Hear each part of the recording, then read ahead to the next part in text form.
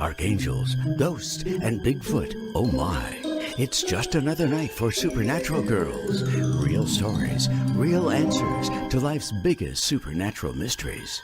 And now, for another exciting interview with paranormal experts from this world and others. Here's your host, paranormal researcher Patricia Baker, on the one, the only, Supernatural Girls.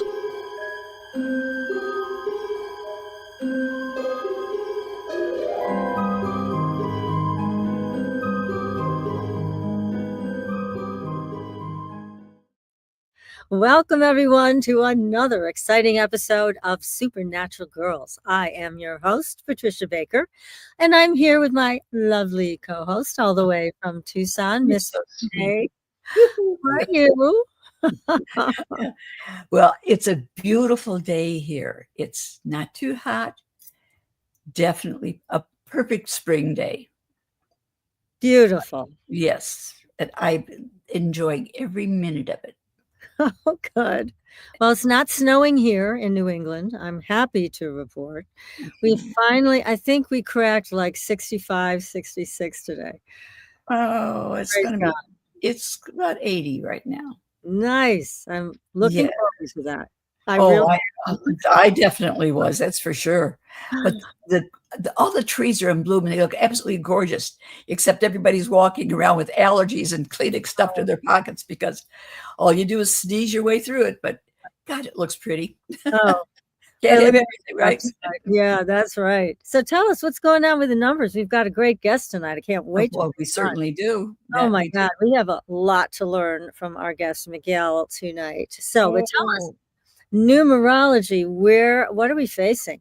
What's going on? Sweetheart, the bottom line is it's still a 4-month. We're still in retrograde for a bit longer, that shadow period and such. So just hold on, stay calm, and let things kind of slide by. For right now, there's not a heck of a lot you can do. 4 deals with work-related issues, restrictions, limitations, and feeling overwhelmed. But it's a good time to do anything where your health is concerned. Okay. And if you want to build a house or build anything, good time to do that. Okay. Sounds cheap. Yeah. Right. Hang on to your money. Next month, a different story. So right now, get all the little nitpicky things out of the way so you're ready to rock and roll next month because you're going to like that one. I can't wait. I am so excited. Finally. Me too, honey. Me too. I've been taking deep breaths for months, so now it's time to just enjoy. Good. So our guest tonight has the most unusual topic I think we've ever had on the show. Yes, I agree. And we knew nothing about this. This is brand new to us. So let me just say, our guest, Miguel Conner, he is a writer. There he is, very handsome man, voiceover artist, and host of the popular podcast Aeon Byte. He has written several books and dozens of articles, including the book we're talking about tonight, The Occult Elvis. Who knew? And Voices of Gnosticism. He has lectured and appeared at such events as the Duncan Trussell Family Hour, Open Minds on GaiaTV, New Thinking Aloud, Dreamland with Whitley Strieber, our dear friend, Runesoup, the Higherside Chats, the Theosophical Society, and the Gnostic Countercultures Conference at Rice University. Now, what we are going to talk about tonight, I just can't tell you. I'm on the edge of my seat. I know you are too. Because definitely. We only knew Elvis for his fame, his music. People love him all over the world still to this day. But we did not know that he had this side to him where he absolutely loved the paranormal. He would sit right in on our show. Oh, but right now, let me bring Miguel on so he can tell us all about it. Hi, Miguel, and welcome to the show. Thanks for having me on. Yes, that's quite a feat. The pressure is on me. The pressure is on me. Of course, you've got all the answers. Yeah. But what led you to this? My goodness, it's so unique. Well, as John Lennon once said, life happens when you're busy making other plans. And I was spent most of my life making other plans. In other words, I was a Beatle person. I didn't think much of Elvis most of my life. I thought he was the pop version of McDonald's or Mountain Dew, and didn't think much of him. And as I got older, I got respect. I did hear and read about some of his like you said, paranormal interests and Mhm. mysticism, but I didn't think much about it. I just thought he was just another rock star like the Beatles or David Bowie or Madonna, who's Mhm. into, as part of their eccentricity, if you would, to Yes. be Shirley MacLaine, Ronald Reagan, all those. But then I felt called during the summer of 2022, a series of synchronicities, visions, calls, strange happenings urged me to take a look at Elvis, and almost like a voice within me started calling me and saying, "You've missed, most of the world has missed an important part of my life, and it's time to see it." And I followed that rabbit hole, and the rabbit hole went very deep. I couldn't believe it, but I was channeled, or as I like to say, I became quantum entangled with Elvis, and Oh, I resisted like most humans because we want to follow our egos, but eventually I sat down to write this book February of 2023, and this book came out of me in about 3 months. The first draft was ready in Wow. 3 months. that's quick. Excellent. Yes. So, I mean, you were talking in the book not just about his interest in the occult, but that he also performed healings on Yes. people. This is extraordinary. Yes, as I say, I call him America's magician or America's shaman. I think he is the greatest supernatural agent of modernity, the greatest wizard, if you would, better than Crowley, or don't tell Lon Milo Duquette, but better than Crowley or all those other cats. And he was a full-blown mystic and a full-blown individual who could accomplish supernatural acts. And again, let me just say, we all know here that Elvis used to be the tabloid king. He was a Oh, yeah. conspiracy before there were conspiracy theories. We'd all go Yes. to the new supermarket and, oh my God, the UFOs have dropped Elvis. We've heard the stories, and there's still a lot of sensationalistic documentaries on YouTube and so forth. But everything I got was from the horse's mouth, if you would. In other words, his supernatural abilities, views on the occult, all that you can find in Priscilla's autobiography. You can find it in his Memphis Mafia, Mhm. family members, spiritual teachers, all that. It's all there from very lauded and sober biographies on Elvis. And some of these biographies have sold millions, but they just got scattered. And for some reason, the world didn't want to take a look at them. So my job was to go to these different biographies, interviews, again, people close to Elvis. Whenever he did things, there was always many witnesses, and just bring it all together and what would become the occult Elvis. And yes, healing was a very important part of his life. From Priscilla would say he could heal her headaches at a touch. And then there's instances of him healing broken legs, heart attacks, hangovers, probably popular at the parties, right? Yeah. Nausea, he healed his grandmother Minnie Mae's arthritis over and over. He was a walking magician. That's incredible. Sad part is when you think of all the things that he was capable of doing, what brought him into drugs himself? Mm. Well, the drugs was something that he started in the army. He started because of the bone crunching schedule, very Mhm. physical, 12-hour shifts. He was just Right. another grunt like everybody Yep. else, even if he was Elvis. So it was normal for soldiers to take amphetamines to keep them going. It gave him Mhm. energy. That's something he started to lean to afterwards because, again, doing 2 or 3 movies a year, later touring and all that. And then other pills started coming into his life to help him sleep, to help him relax. As he Mhm. got older, health issues like arthritis and Mhm. colon issues, glaucoma, terrible glaucoma, more and more pills came. And he just sort of, a suspicious mind says he got caught in a trap. Not, it happens with people all the time. And he Yes. was from an era where he thought that street drugs were for losers, but anything your doctor prescribed you was, Yeah. safe Different and ballgame. effective.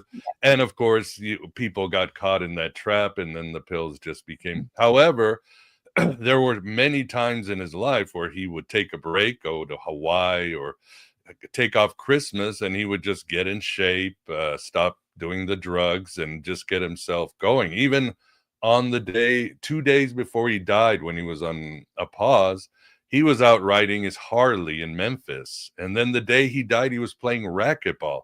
That doesn't sound like a junkie. Again, Elvis is like the exception to every rule in society. He's an enigma. Mm-hmm. Absolutely. And tell us about the beginning of his life, because he had something happen with his twin that had quite an effect on him. I was surprised to find out that he was a twin. Yeah. I had no concept of that. Yes. As I write in the book, one of the themes is fate. Can we break our fate and create a destiny? Because it seems from the beginning, Elvis was destined to be Elvis as a rock star, as a magician, as a mystic. They, of course, grew up very poor in conditions we can only imagine. Great Depression, South, in Mississippi.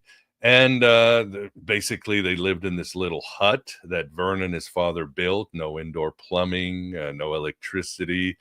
And Gladys had a hard birth. Elvis's mother, they had to have it at the house because they're so poor. They couldn't afford a hospital. I don't think they could even afford a midwife.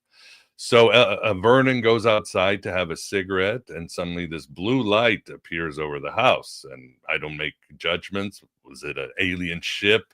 A heralding star, like what happens with Jesus and Buddha and Alexander the Great? Whatever it is, Vernon is smoking. He freaks out. The wind stops. The nocturnal animals like coyotes go silent. He freaks out. He goes in. And then things go south because, yes, Jesse, Elvis's older twin, comes out stillborn. Very tragic. 35 minutes later, Elvis comes out. They go to the hospital. Gladys finds out that she can no longer conceive. And what this is called is the phenomenon called the twinless survivor. And again, there are other figures that I compare him to, Philip K. Dick, Liberace, others. And this individual is born with guilt survivor. They think that why did he die when we had the same birth? And they feel very empty. They're forever feeling like something's missing. Something's been amputated from their soul. And these figures tend to be seekers. They tend to be creative. Unfortunately, if it's not treated, they tend to be self-destructive, addiction-prone, workaholics, and they have issues connecting with other human beings. So there, fate was telling Elvis, you're going to be Elvis. But at the same time, Jesse did become his guiding light, his guardian angel, his intuition. He would have visions of Jesse and dreams of Jesse. And it was a voice in his stomach that would always tell him, do this and do that. But it became the biggest issue and drive in Elvis's life till the day he died. Wow, what a beginning. And it just, from there on, I mean, just every single thing, so dramatic, so stellar. Yeah, incredible life that he had. But again, he also had a side of him, it sounded like, that you described, that was quite intellectual about the paranormal. I mean, really liking Manly P. Hall, who wrote those amazing books, not easy to understand and grasp, but yet Elvis did that. He got it. Yes, he was always a seeker. He wanted to know, God, why did this happen? If we'd had money and been to the hospital, Jesse would have lived. And why did this happen? Why was I poor? Why of all these poor kids did I get chosen to be the most famous rock star in history? With a series of strange events, you're going, how did this happen? But he was always questioning, and his family was very spiritual. They were Christian. However, Gladys had sort of, I don't know what you would call it, witch blood, second sight. She could see things in the night, shadow people, demons. She had premonitions. She had the power to faith heal. and she could astral travel, and all these things Elvis inherited. But she always told Elvis, we are in the South, in the middle of the Bible Belt. Don't tell people these abilities. And Elvis sort of Yeah. kept him to himself, but he would confess later on. And then he was very curious, because even by the time he became famous, he got very angry at the churches, because Elvis was the most famous person in the world, but he was also the most hated person in the world. And individuals like Billy Graham denounced him publicly. His own pastor said he was running with Satan. I mean, he was very burned, and he was angry, so he pushed away from conservative Christianity. He began to believe in reincarnation. By the time he was in the army, he was reading things like Khalil Gibran's The Prophet, doing things like aromatherapy and martial arts, which nobody did. I mean, he was already moving there. And in the 60s, when he met his spiritual teacher, Larry Geller, that's when he went, oh my God, Theosophy, Manly P. Hall, Taoism, Buddhism, Gnosticism, Freemasonry. And he was off to the races for the rest of his life. But in his quest for spirituality, for self-actualization, was just as important as his career as an entertainer. It's just incredible. Excuse me, go ahead. Go ahead, you go. I was going to say, for the fact that he had a mother that had these abilities herself, why didn't she not school him or let him know what was going on? Instead, it was almost as if she rejected him because he knew something. Well, there was no framework. I mean, they existed in the Pentecostal tradition. Right. So it was sort of, ecstatic rituals and dancing and all that, which was cool. We have to remember that when people in Pentecostal churches in the South would have an altered state of mind, be possessed by the Holy Spirit, and talk in tongues and start dancing in the aisles, it was called rock and rolling. And Elvis grew up with that, and he probably learned a lot of the moves and the way that the preachers acted to get people excited. But that was a framework. So anything like astral travel and seeing things at night or prophecy was probably shunned on, but the healing was not. For example, when Elvis was a kid, he had bad tonsillitis. His parents took him to the doctor. The doctor said, I can't do anything about it. They went home, they prayed, they put his hands on Elvis. By the afternoon, he had no fever and no tonsillitis. So basically, he couldn't. It was only later when he met others like Larry Geller and Dayamata, Yogananda's successor, that he had a framework for his powers to come out and understand what was going on. Was his father as intuitive or worked with it as his mother did? No, I think he was just a regular Joe. Yeah, he was he believed in the Christian ideas, but the powers came through his mother, no doubt. I don't know when. Was it the native blood? Was it some sort of mystic Jewish blood? We don't know. It's hard to trace their lineage. Did she really care about him? Some of the things enough to destroy him. Oh yeah, oh gosh, that's where I was going. I didn't know quite how to say, but it was almost like a self or a jealousy or something of that sort. Yeah. I mean, you can imagine that no girlfriends. She had to pick his girlfriends. And we can't blame Gladys. Yeah, Gladys was a weird person because she was so mystical, and she might have been bipolar. And I think, again, Elvis inherited these things, anxiety. Right. I mean, we have to remember Elvis shaking his hips was not on purpose. It was nerves. And most people don't understand that Elvis smoked like a chimney. He didn't inhale, but he was always so full of this energy. He needed some conduit to get it. But you can't blame. When she went to the hospital after Elvis was born and poor Jessie died, the doctor said, you will no longer conceive. So, of course, she becomes very possessive of Elvis. Today we call it helicopter parenting, but it's really called enmeshment or lethal enmeshment, when the mother smothers the child so much that the child is not allowed to grow and mature and get healthy ego boundaries. And this child is caught in extremes. It becomes the proxy husband. He was already the king, but there's also the part of the child that's sneaking around and trying to discover the world. So when his mom isn't seeing her. So that dichotomy really messed Elvis up. And again, individuals who suffer from lethal enmeshment, guess what? Yes, they are creative, they are spiritual, but they tend to be workaholic, self-destructive, addiction prone, and can't make relationships with others, especially of the opposite sex. So again, his fate was sealed between Gladys, the supernatural abilities, Jesse, poverty. Of course, that really moved Elvis. He was, that drove him because he didn't want to live in those horrible conditions, and everything just made Elvis into Elvis. He had no choice. I wonder if we have a choice sometimes. Yeah, when you look at that one, I mean, the boundaries were very clear as to what he could do. What about Priscilla? What about his wife? How did she handle all of these mystical abilities?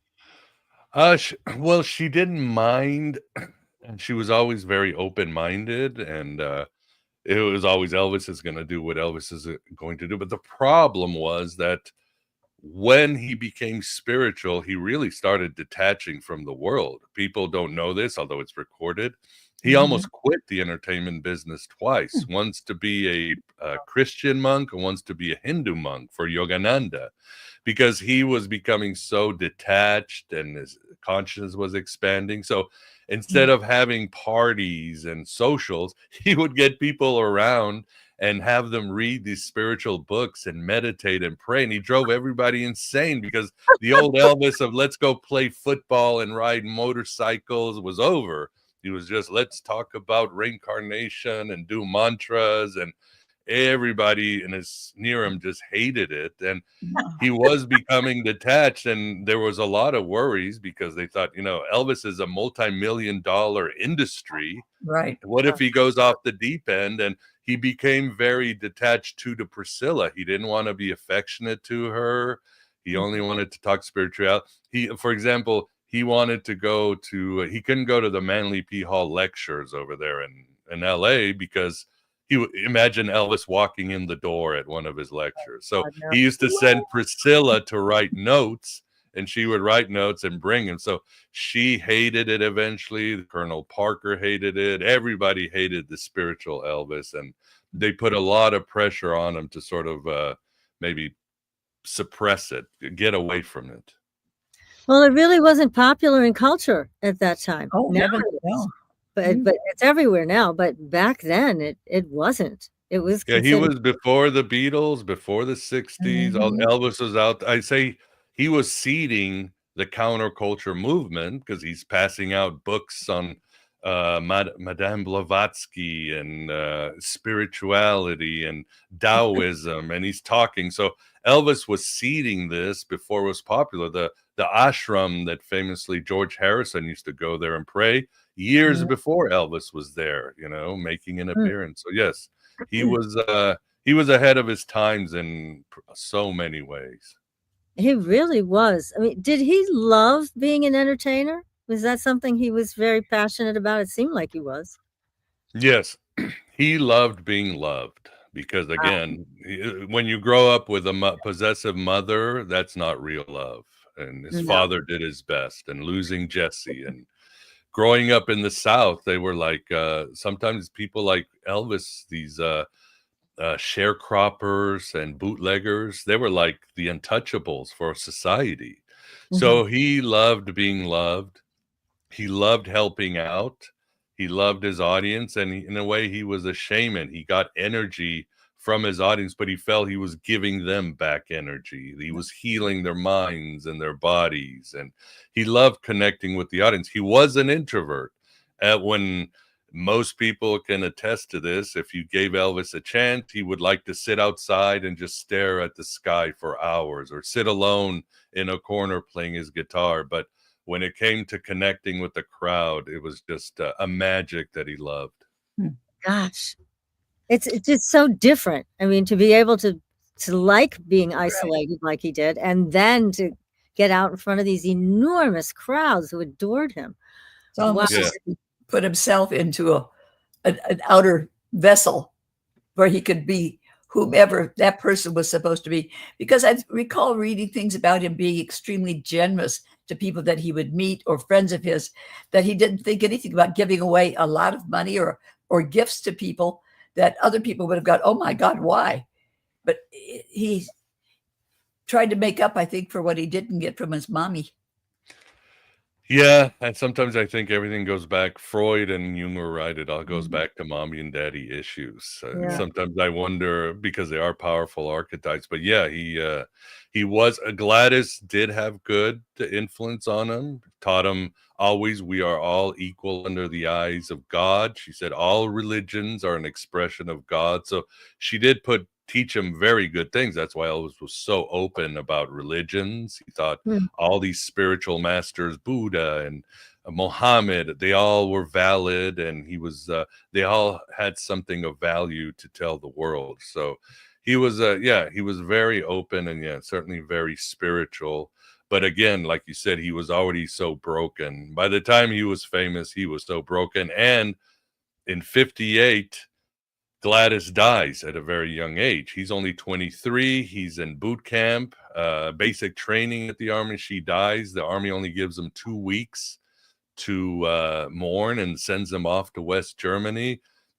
And I wonder if it was some deal with the devil, because Gladys hated his fame because she could no longer control the little boy, have him always by his side because he's out there touring and making girlfriends that she couldn't gatekeep, and she didn't care about the money. She hated Hollywood, thought they were demonic. She hated the record. She's not wrong. She thought they were demonic.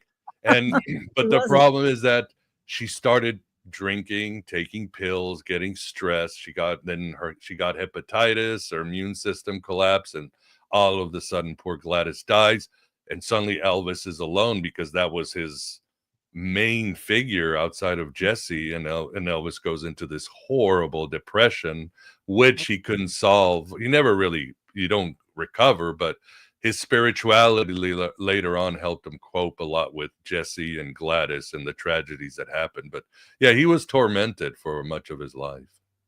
Did she seem to reject him because the brother passed away before birth, that he was the only one? Did she ever? It's almost as if he was blamed for being the single twin. I don't think so. I think Gladys was very quiet about it. She didn't even go visit Jesse's grave. Often she would say a prayer, he's an angel, but she kept it quiet. And in those days, people just assumed, he didn't even know Jesse. He'll be fine. But that's not true. I mean, on a physical soul level, he was in pain, but there was no therapy to help him out. So, that didn't help. I mean, but no, he was never blamed. Again, Gladys made him the king, the proxy husband, sidelined Vernon and made him everything. And that was a very destructive thing you can do to a child.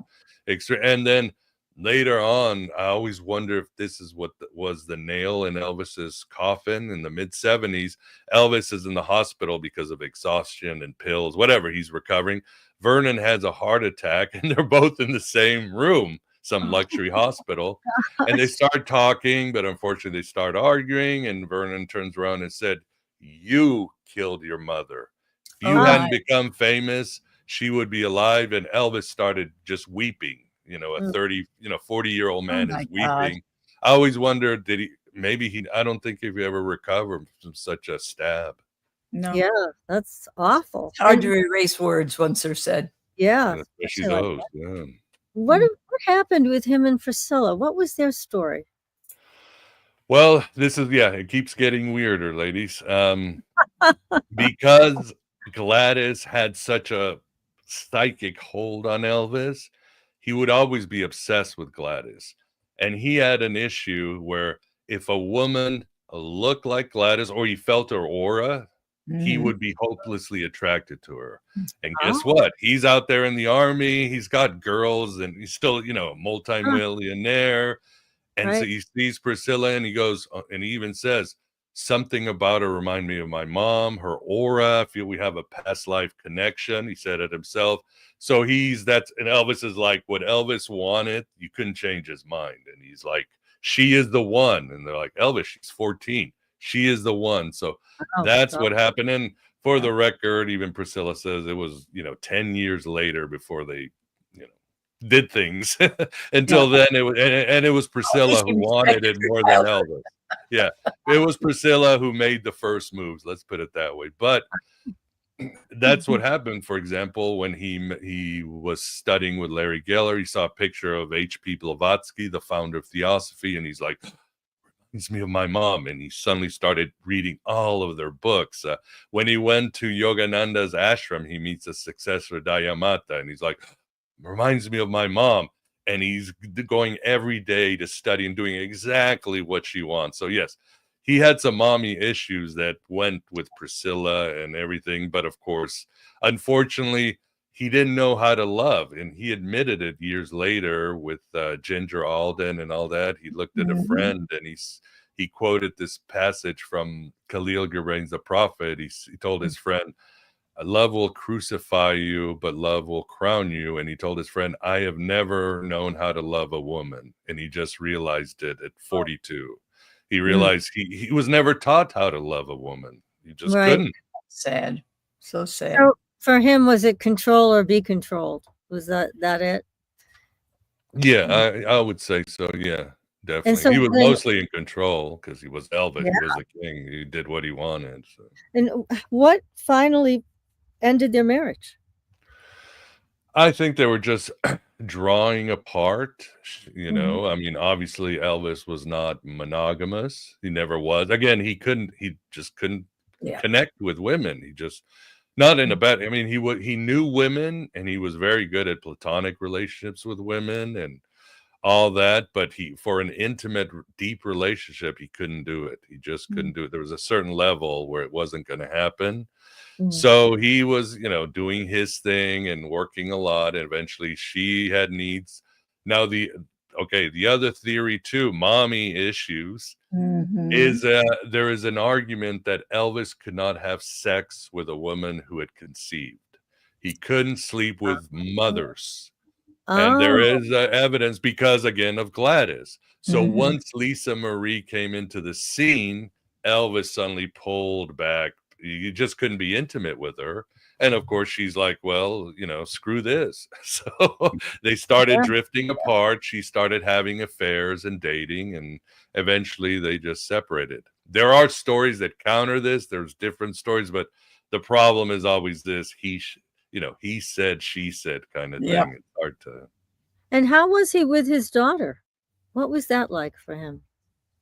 Great father, loved her to death. I mean, he was everything. I mean, two things that I said was important to Elvis was his spirituality and his entertainment, taking care of his audience. Lisa Marie was easily the top. But again, when he divorced Priscilla in 1973, she got custody. That was huge. That was another, you might say, nail in his coffin because he couldn't see his daughter full time. And he was working to get her back full time before he died, because even in Lisa Marie's own words, Priscilla was, she was the opposite of Gladys. She was a very distant mother. So. Wow. So much to take in here about him. Yeah. My goodness. I mean, between the astral projection and the healing hands and being the king, oh my gosh. And then Never still a dull moment. Very human struggles with himself and his life. So it's such a wide universe that he occupied and lived in. It's just, how old was he when he died? He was 40 something? 42. 42. Yeah. Did A he have holy number in Egyptian magic. Oh, of course. But why not? And did he have a premonition of his death? He did. He had several premonitions. Yeah, he would talk to like girlfriends when he was young, like, "Oh, I'm not gonna make." But you can write that off as rock star histrionics. Hope I die before I get old. I'm never gonna, But close to his death, he was dropping some strange hints. He redid his will. He was signing documents for economic things that he never cared about. He would he told Larry Geller one time, I need to finish this because things are going to change. And he said, angels can fly because they don't take themselves so lightly. And so Larry was very worried. Others were worried too. He would drive from Memphis at night with a friend to Tupelo, Mississippi to look for his marbles under his house, which was his friend was like, why? And he's like, I need these marbles, and I have to visit where my mother gave me birth, and other things. But the most obvious one was 2 days before August 16, 1977. Elvis was there in his room reading all these occult books. He was a voracious reader. He could consume books. A really scholarly, brilliant mind he was born with. And he called his stepbrother David Stanley to talk to him. And David had some marriage advices that he needed. Elvis was very approachable, very wise. He could give you great advice. And Elvis is out there drugged out, can barely see, and he tells David, in 2 days I'm going to be on a higher plane. And his stepbrother goes, oh yeah, in 2 days we got to take a plane to Portland. That's the plane. And Elvis sort of rolls his eyes, gives him a hug, says, I love you. And then 2 days later, indeed, Elvis was on a higher plane. He knew. Isn't that fascinating? Oh my gosh. And the world mourned when he died. Wow. Yeah. I mean, I wonder what it was like for him to pass over and then look back on the incredible life he lived. There's nobody else like him. No. The fact that they still do the Elvis in the chapel in Vegas after all these years. Nothing is, he's never gone. He's always there. He's here. He's always here. He is part of America's psyche. He's the soul of post-war America. He is the egregore. He is I don't even know what to call it, a demigod, a living myth. Did you know that the second most visited house in America after the White House is Graceland? 600,000 people visit it every year. He's more popular than ever. Yeah. It's just incredible. Incredible. It really is. Yeah. It's just, it's like an angel and well, he said, I'm both heaven and hell. Didn't he say something like that? I'm both.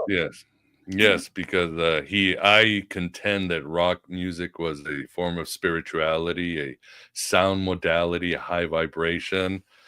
And rock music is fusion. This is something music critics have said, not me, that of the blues, which is based on African animism and the trickster god, except the trickster is replaced by the devil. So it is very hellish and naughty and all that.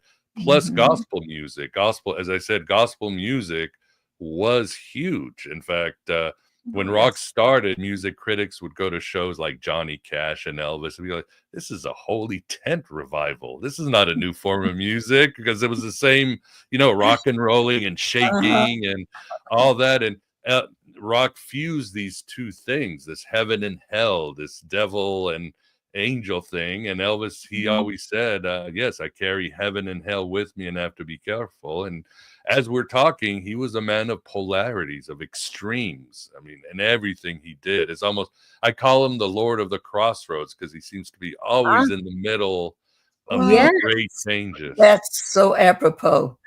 Yes, I was trying to remember the gal that was with him when he passed, the gal he was living with at that point in time. Yeah, Ginger Alden. Yeah. Whatever happened to her after he passed?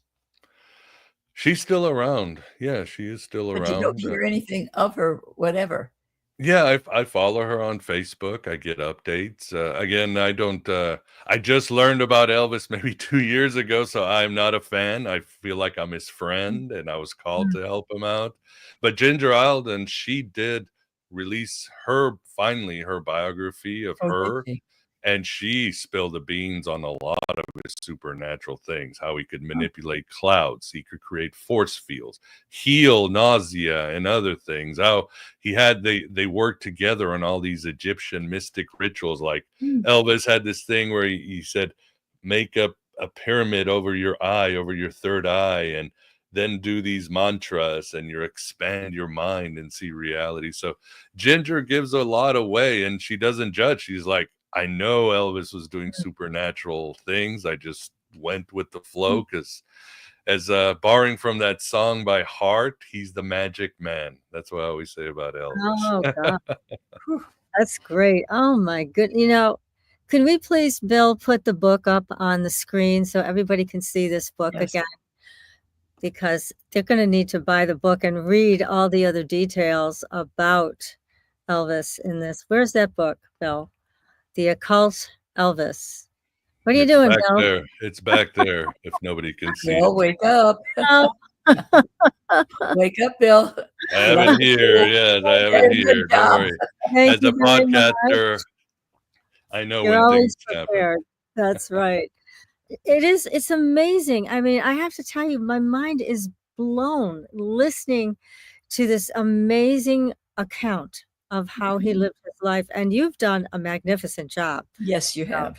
Thank you. Really magnificent with this book. And you deserve a lot of kudos for writing it the way you did. And clearly you were called to write this, because you said you didn't really want to write it, but you couldn't get away from it either. Like Elvis couldn't get away from who he was. You couldn't get away from writing this book. He's very Well, demanding. I think the thing that's so amazing is I've seen Elvis, the issues about him over the years and whenever, but I never really thought about Elvis. My age, I was past that, the groupie thing. But I'm so fascinated by the man that he became or was that I had no concept of until I read your book. And there's Yeah. more. I had to leave things out, and I'm Oh, still really? Well- finding more and more Oh things. my So God. Can there's you a- tell us So any of tell us, those things? yes, yeah, for what sure. you got in the book. We Yeah, got or to you can go my site, Miguel Conner. There's a link to my blog, so I'm going to start Mhm. putting more things that got left out and For instance, sharing. For instance, there's always what else? Some things to speculate is he might not have died on the toilet, as the story goes, because Mhm. Elvis had a bathroom, it had a toilet, but it also had a barber chair. And it's very well known that when Elvis wanted to read, he didn't sit on the toilet, he sat on his barber chair. So he might have, that's where he might have passed. And there are some stories that say, no, his pants were not down. That's just somebody got confused. So that's one thing to look into. The other thing, there's a beautiful, touching story about when they lived in Memphis in the projects. There was a rabbi that lived upstairs, and the rabbi would show up, and Elvis is 13, and go up to him and goes, "Hello, sir. What do you think of Jesus?" And the rabbi would laugh and said, "Oh, we think he's a wise man." Well, what do you Jews believe? And he and Elvis became like friends. This 13-year-old boy and this, aged rabbi became good friends, and eventually started having dinner together and other things. Years later, the rabbi moved to Oakland and is reading the newspaper, and there's this famous star, and he's like, "Is this my Elvis? Is it that little boy Elvis?" Oh And he my called, and Elvis is like, God. "Come here." And they had this wonderful like dinner and press conference together. So there's other things that are, and even some supernatural things I'm finding, that he was able to, he had psychic powers, but Gladys kept, Gladys would wash his mouth with soap if he said he had powers, because she was so afraid they'd be persecuted, and other stories that are coming out. Oh my goodness. It's just when I first heard the title of this book, Miguel, I have to say, I said to PK, is this real? Did this really happen? And now I realize, oh my God, yes, it did. And we for sure. all need to know about this. This is really important.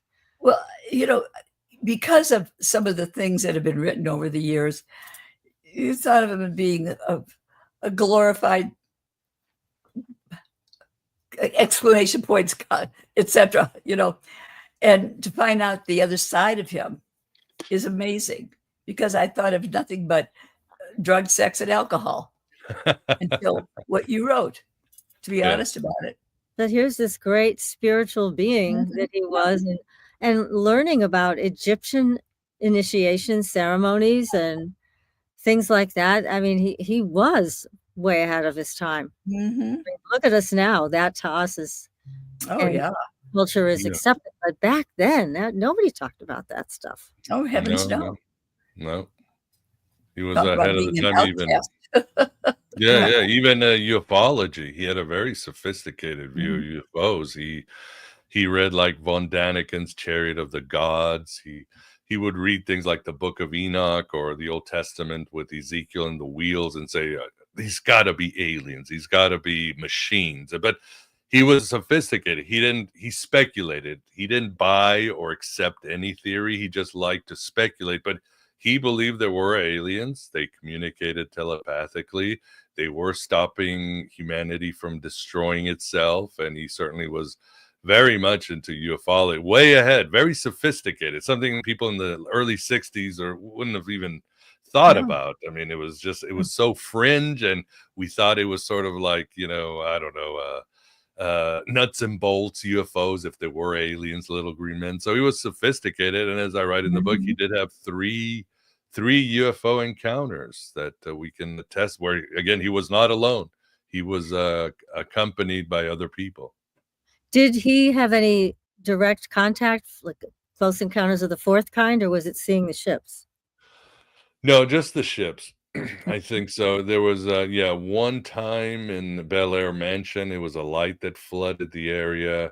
One time while driving from Memphis to LA, because remember Elvis, there was a time he didn't like to fly, so they'd get in these motorhomes, and they saw, the lights moving through the sky in this in ways that couldn't be experimental craft that were defying speed and sound. And then sort of a traditional UFO at Graceland, and his father was there. And that's interesting because they're different stories, but when they saw the UFO, the flying saucer over Graceland, suddenly his father, that's when Vernon went like the blue light story like appeared, and it like it'd been memory wiped, and his father's like, Elvis, this reminds me of the day you were born in the blue light. And Elvis was like, there was something going on there. And there was a time, as I say, I write in the book, Elvis did think he might be an extraterrestrial, some starseed, but he speculated. On other times he thought, oh, maybe I'm the reincarnation of Jesus. And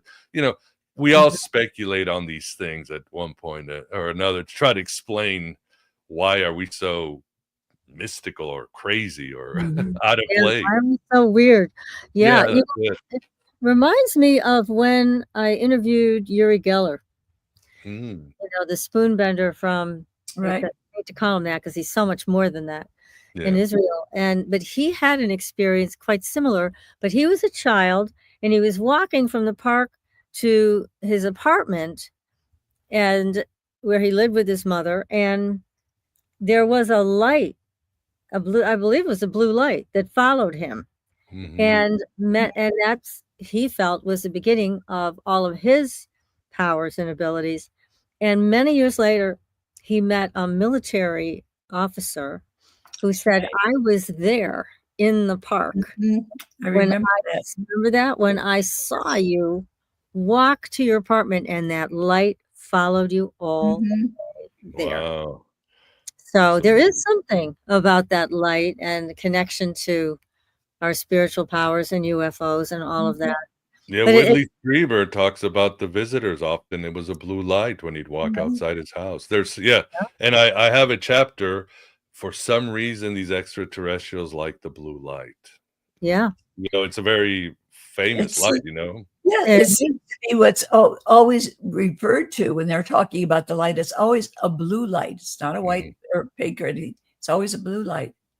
And I think the most important thing right now was, before reading and listening to you, I was thinking of Elvis as being nothing more than drugs, sex, and rock and roll, period. So I was quite amazed to find who the man really was. This is incredible.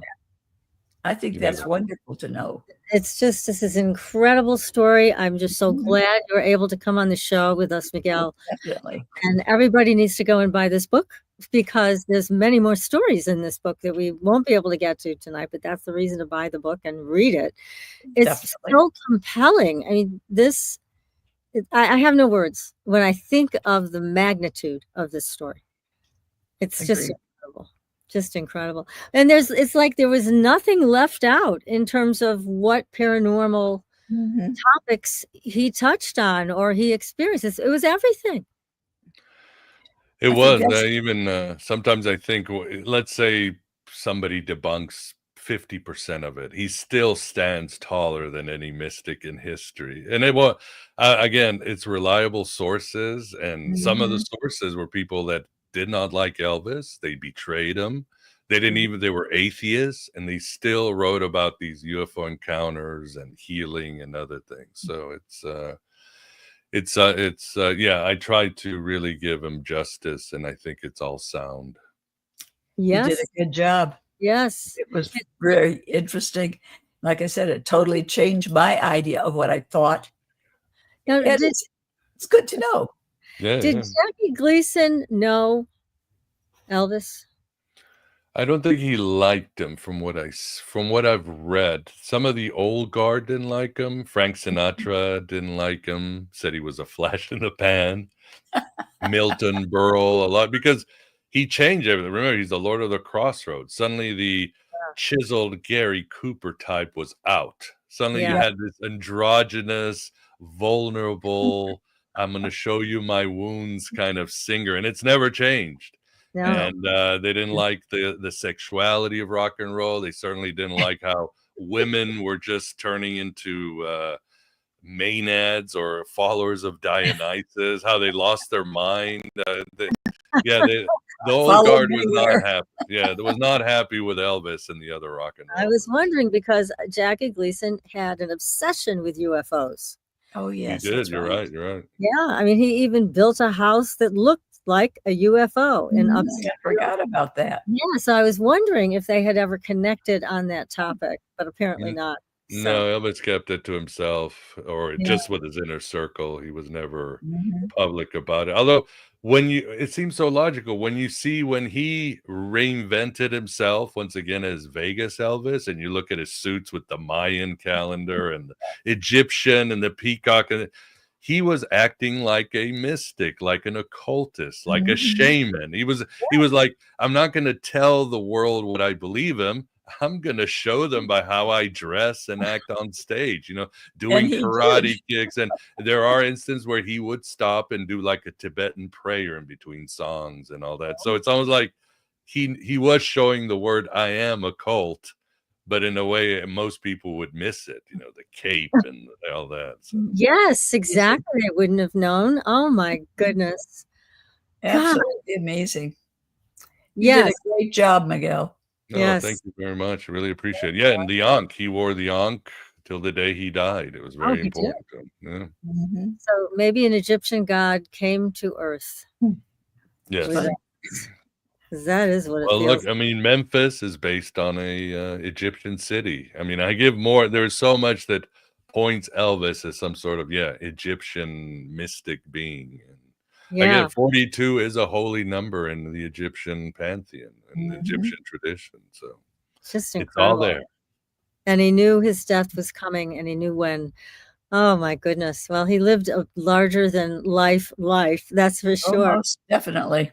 Oh, now he's still with us. He's still with us. Yes. He appears a lot. You can go to Graceland right now. They have a website, a page where you can write your Elvis visitation or dream, because he's still busy. He hasn't left us. He hasn't. Gosh. Well, this has been just remarkable. I mean, I'm so glad you were able to join us tonight. Gosh, yes, for sure. Just fantastic. Again, the Occult Elvis, everybody. Make sure you get this book. This is just incredible. Definitely. We've got to follow your blog because you're putting new information up on your blog, and that's on your website, which is miguelconner.com. Thank you, Phil. Fabulous. Oh, this is so much fun. I hate to end the show. I want to keep talking and finding out more and more.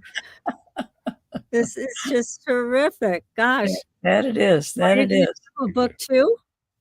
I'm sorry? Are you going to do a book 2 of this? Well, I kind of got called to write another book. As soon as I was finished with the Elvis, I was like, all right, Elvis, you're a demanding boss. I hope I have served you.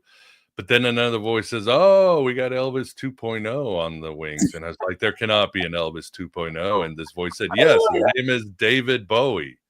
And I started going down that rabbit hole, and I'm like, oh my God, they were born on the same date. They had UFO experiences, abusive mothers, issues with their siblings they lost. And I started realizing, oh my God, it's the same figure. And they Oh, knew each other too. oh, they So, did. mhm. Well, unfortunately, Incredible. we have to wrap up, but oh gosh, Miguel, thank you again. This has been fabulous. Really appreciate it. Yes. Good luck. Yes. And I think this needs to be made into a movie. I hope the Hollywood Oh, producers God, are yes. listening, because this should be a movie. So Oh. interesting. Well, thank you. I really enjoyed it. Thanks for having me on. And yeah, hail to the king. Hail to the king. Well, thank you, Hail to Miguel. the king, baby, as Yeah. you would say. That's right. We will be back next week, everybody, with another great show. Until then, we will see you on the Blue Highway. Good night. Good night.